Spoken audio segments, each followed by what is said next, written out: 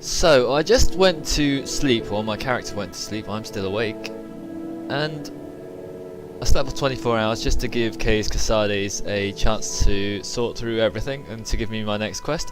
But I've since had a disturbing dream. I recall one part tall figure with a golden mask led me among the dead as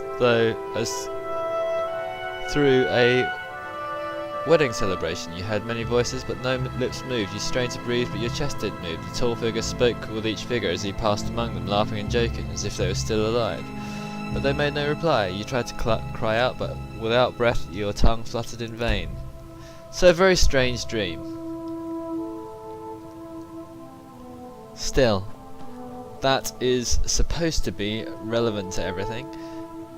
And that tall, I wonder who that tall figure with the golden mask is. What we've learnt so far, I guess most people who've played this game actually are familiar with Morrowind, so, and I don't have that big an audience, so I'm sure I'm not really spoiling it for that many people. But someone's sending you dreams, basically, and these dreams are sent by bad people. And if you walk around, you'll eventually start to find people who also have similar bad dreams. Now they just wander around and they're normally naked, but everyone's naked in this, so I don't know who's who.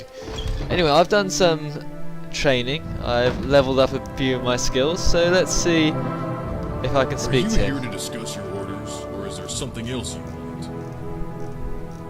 Well, let's discuss my orders then.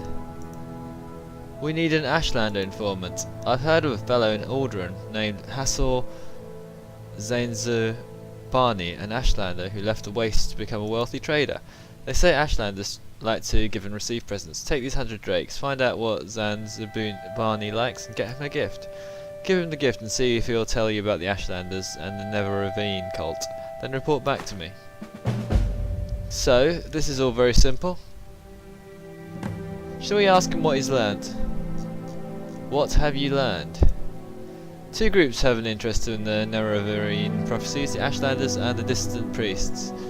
Both may know things we need to know in order to have you satisfy the conditions of the Never-Ravine prophecies. They're still sceptical about science and prophecies. The political grievances between the Ashlanders tribunal and the conflicts within the temple itself I take very seriously. My instincts tell me the Sixth House cult ties in between Neverra and Dagather, and with distant priests' suspicions about the nature of tribunal's magical power and immortality. And considering the recent increase in blight storms and other activity near Red Mountain, I wonder if something's gone wrong in the temple's war with Dagather, or something the temple's eager to hide. Okay, so that's a good summary.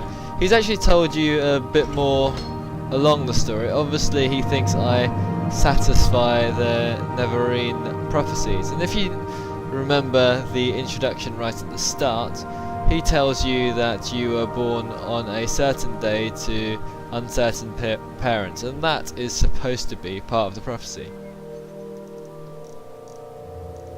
Let's ask him about Dagather. He is the Lord and Father of the mountain. He sleeps, but when he wakes, we shall rise from our dreams, shall sweep our land clean of the Enwa. Why have you denied him? As Lord Dagoth has said, all shall greet him as flesh or as dust. He's supposed to be one of these people who talks to you about Dagather. So Dagather apparently is still well and alive.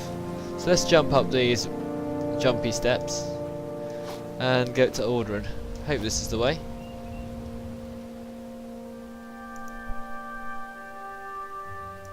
Destination. I can get you to Volmara, to Ald'ruhn, Suran, Vivek or Seydanin. Well, I would like to go to Ald'ruhn. Now Ald'ruhn's an interesting place. It cost me 19 gold there. Yes, but it's very close to the the Redrunner warriors, so I guess they're quite happy to live in the shadow of the Ashlands, and it's very close to lots of nasty monsters. Balmora and Seydanin, of course, are far away from the monsters.